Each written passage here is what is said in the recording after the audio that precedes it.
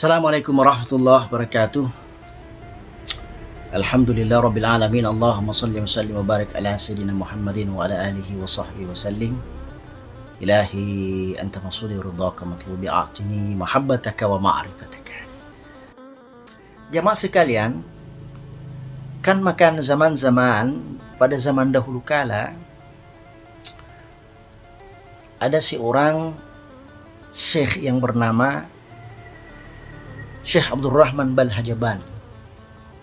Beliau ini tinggal di Yaman. Beliau mempunyai seorang istri yang kebiasaannya suka ngomel-ngomel kepada Syekh Abdurrahman Balhajaban ketika istri ini mendapatkan masalah atau kesusahan. Akhirnya, karena kebiasaan seperti ini, akhirnya Syekh Abdurrahman Balhajaban akhirnya keluar dari rumah atau minggat dari rumah untuk menenangkan dirinya dari istrinya yang suka ngomel-ngomel. Maka tibalah Syekh Abdurrahman Balhajaban dalam sebuah tempat atau sebuah gua, di mana ternyata di dalam gua tersebut sudah terdapat dua orang yang di dalamnya.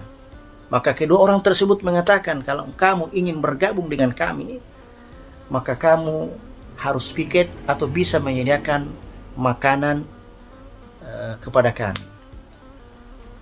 Maka melihat keadaan Syekh Abdurrahman Balhajaban pada saat itu tidak bisa berbuat apa-apa dan ingin mendapatkan ketenangan, maka Syekh Abdurrahman Balhajaban hanya menganggukkan kepala saja. Akhirnya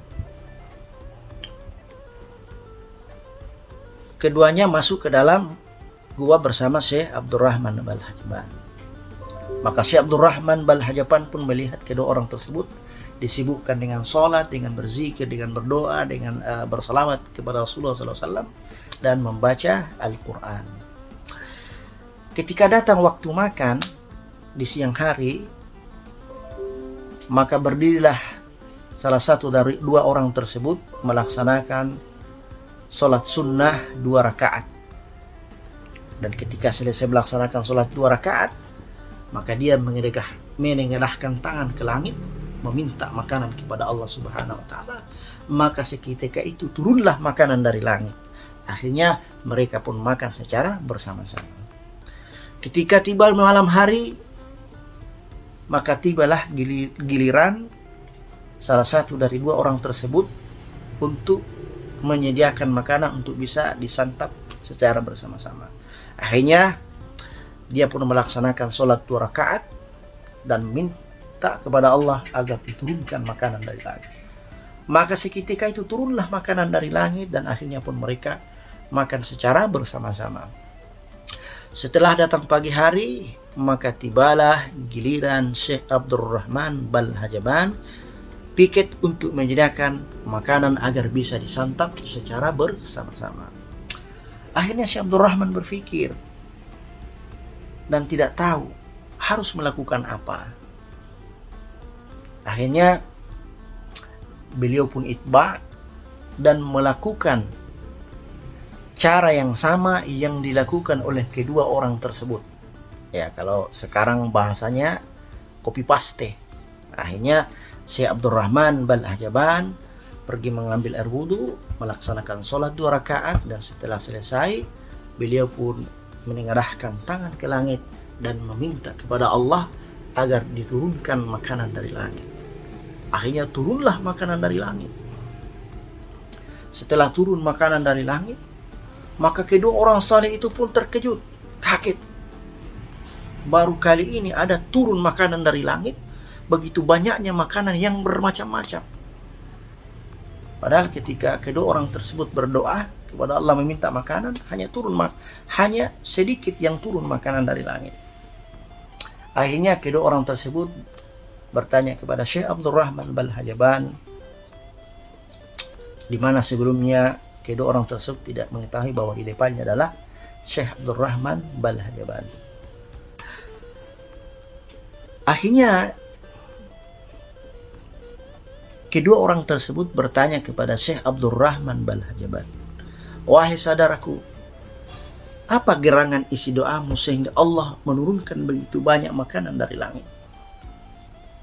Maka Syekh Abdurrahman Balhajaban pun berkeheranan, "Aku tidak tahu doa apa yang aku minta, isi doa apa yang aku minta kepada Allah. Saya hanya mengikuti cara kalian berdoa kepada Allah Subhanahu wa Ta'ala, yaitu dengan cara menegakkan tangan dan meminta makanan kepada Allah agar makanan tersebut diturunkan dari langit." Akhirnya Syekh Abdurrahman Balhajaban balik bertanya, "Wahai saudaraku, doa apa gerangan yang kalian ucapkan sehingga Allah menurunkan makanan dari langit?"